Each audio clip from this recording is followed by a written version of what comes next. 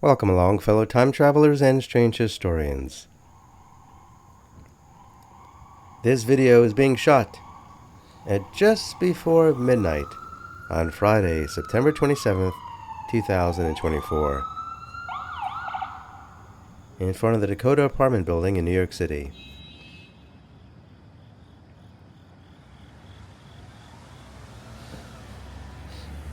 I mention this, of course, to give me an alibi. So if I'm accused of committing some sort of crime on Friday, September 27th, around midnight, well, we all know this is where I'm at.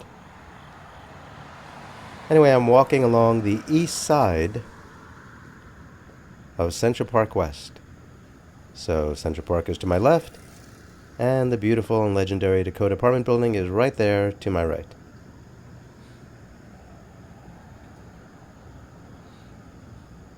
And so, of course, this shows the east side of the building. You can see the ground floor. You can see the round-headed windows along the second floor with the terracotta frieze with the ornate designs. You can see the third floor and a bit of the fourth. Earlier, I did a spontaneous live stream where I was able to show more of the building, but I wanted to use this camera in order to be able to give you a smoother view. That's Central Park right there, and that's looking up north of Central Park West, and there's the Dakota once again. Can't get away from it. Monstrous building. If you turn left here and walk a little bit, you'll be at the Strawberry Fields Memorial. And here I am crossing West 72nd Street.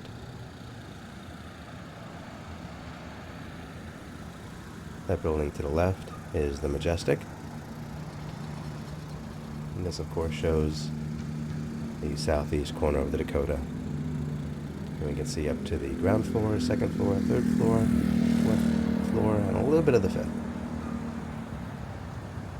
Now we're crossing Central Park West. And you can see there's a subway on the left-hand side. There's also a subway right there on the corner of the Dakota, which was not there when the building was being built between 1880 and 1884, but there it is now.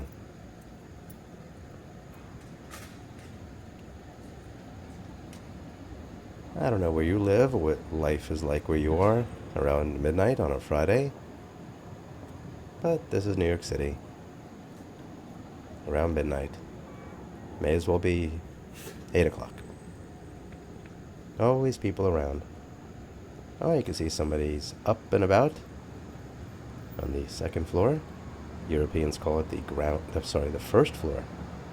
We call that the first floor in the United States, but you Europeans call that the ground floor. That was the original location of the restaurant, built for the exclusive use of Dakota residents and their guests.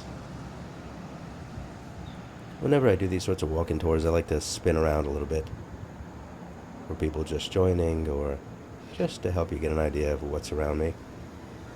I've always loved the railings around the Dakota. What do you prefer, Neptune or Poseidon? I think Poseidon's more famous as a name. Same character, different names. What do you like, sea monsters or dragons? I guess if it's Poseidon or Neptune, then it would be sea monsters, wouldn't it? It was incredibly thick blocks. Aren't they amazing? The walls of the Dakota at this level are 3 feet thick.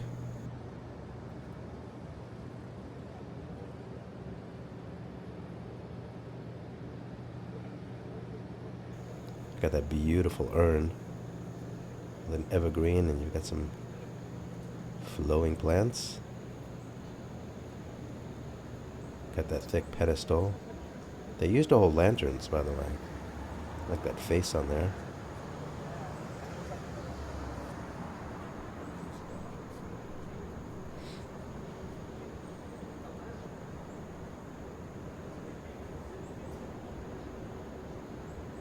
And here you've got the entryway to the building. We're going to swing back around and get a better view of that towards the end, but I'll get a little bit right here. I try not to have people in the view, and I don't think it's fair to them, although that guy's probably one of the most photographed men in the world. That's what happens when you get a job working security at the Dakota. You got the sentry box right there. And the railing continues. On the other side of the railing is a light well. Some people like to call it a moat. And if you desperately want to call it a moat, go right ahead. But it's a light well. A lot of people like to imagine walking in the footsteps of John Lennon, perhaps the most famous resident of the Dakota. And so everything you're looking at is exactly, well, as far as the Dakota anyway, what John Lennon would have seen.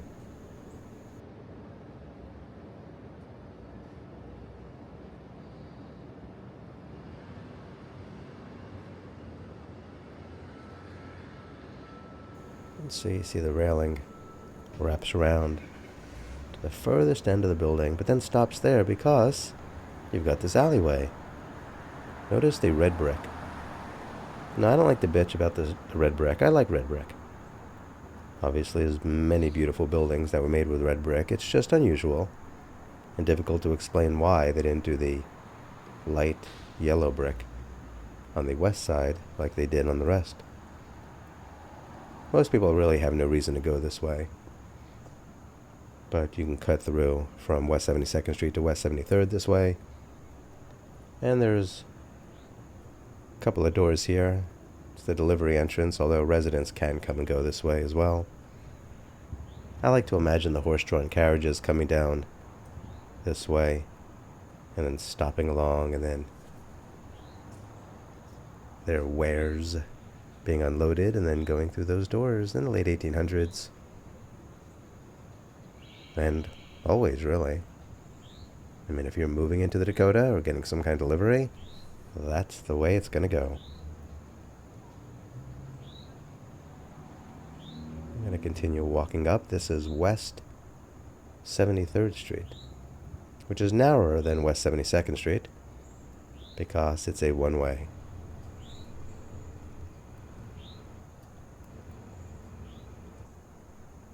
And then you can see the railing starts again on the north side of the building. They're all the same, by the way. It's always the same Poseidon and his sea monsters.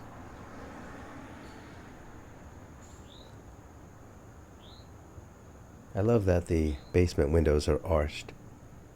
They didn't have to go through that kind of effort, but they did. And it's cool that they did.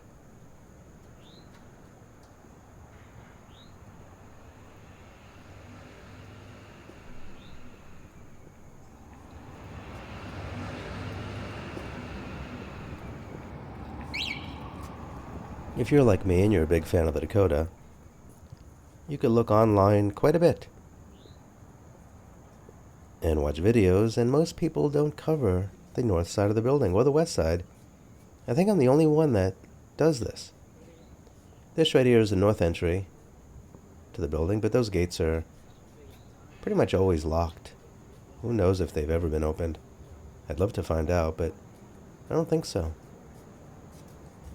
I don't think those gates have been open in, 75 years. Originally, it was designed, I believe, for employees of the Dakota to be able to come and go without having much, if any, interaction with the residents. But I think it was a security concern to leave them open, and probably also a bit of a hassle. And so I think that staff just goes through the basement entry that we passed. And there's the view looking west down West 73rd Street. Got the red brick there on the left. The light well is much deeper on this side, by the way. The building to the right, by the way, was also owned. In fact, this whole street, all the land was owned by Edward C. Clark and then passed on to his family. But the building to the right is the Langham, which is not the most pretentious name in the world for a building, but it's close. I like that part of the railing right there. It's kind of semicircular. You can see the large stones. You can see the thickness of the walls, huh? Got these great stone balconies. Unlikely anybody's gone on those balconies for quite a number of years, but once upon a time.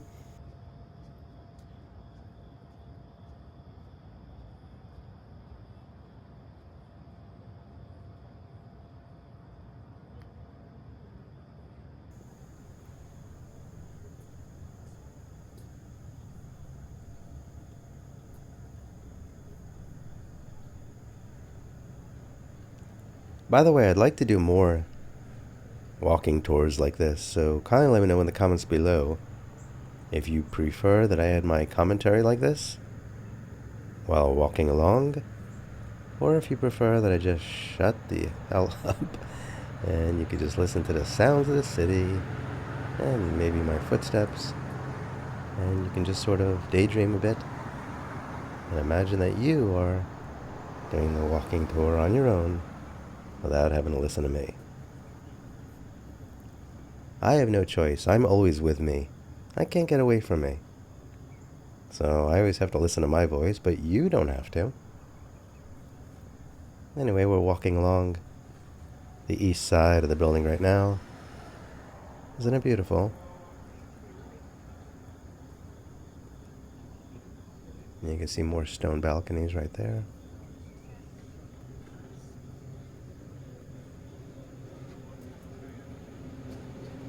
And the entry to the subway. A lot of people have asked me after that jerk-off shot John Lennon, why didn't he just run away, go into that subway and disappear? It's 1980, certainly could have done it, and probably gotten away with it. But he didn't. I guess he wanted to get caught. That's why I never mention his name.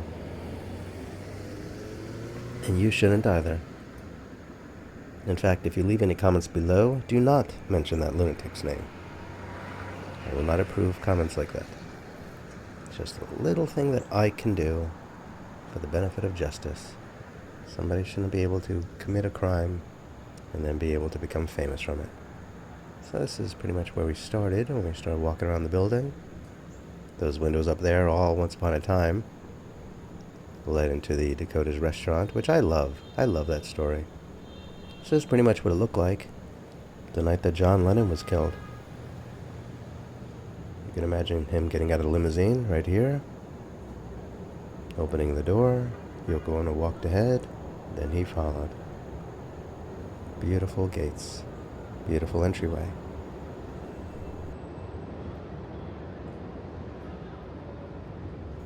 Well, I hope you enjoyed this tour of the Dakota.